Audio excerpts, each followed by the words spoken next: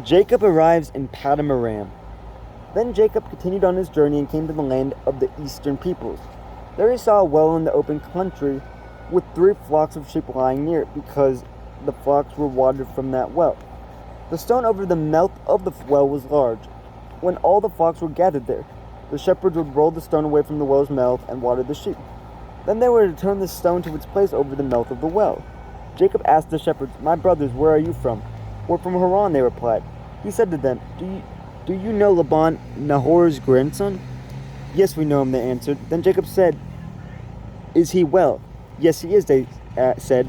"And here comes his daughter Rachel with the sheep." "Look," he said, "the sun is still high. It is not time for the flocks to be gathered. Water the sheep and take them back to pasture." "We can't," they replied, "until all the flocks are gathered and the stone has been rolled away from the mouth of the well. Then we will water the sheep." While he was still talking with them, Rachel came with her father's sheep, for she was a shepherd.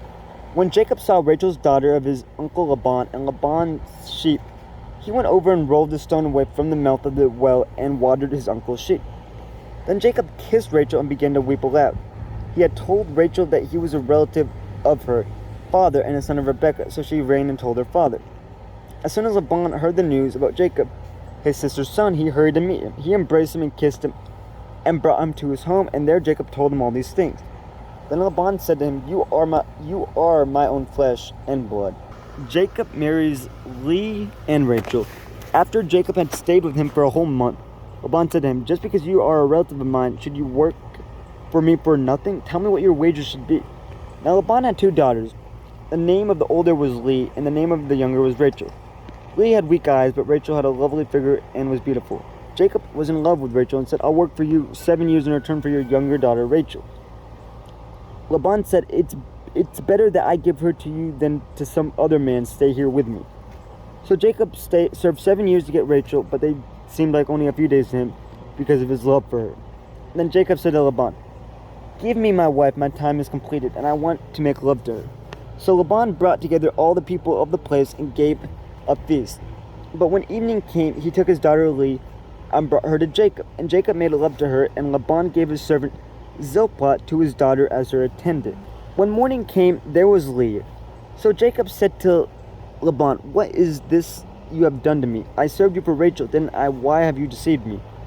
Laban replied, "It is not our custom here to give you the younger daughter in marriage before the older one.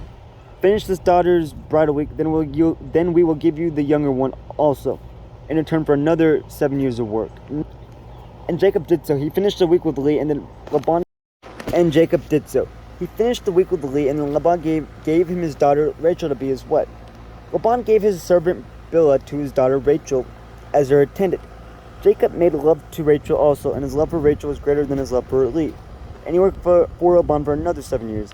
Jacob's children. When the Lord saw that Leah was not loved, he enabled her to conceive, but Rachel remained childless.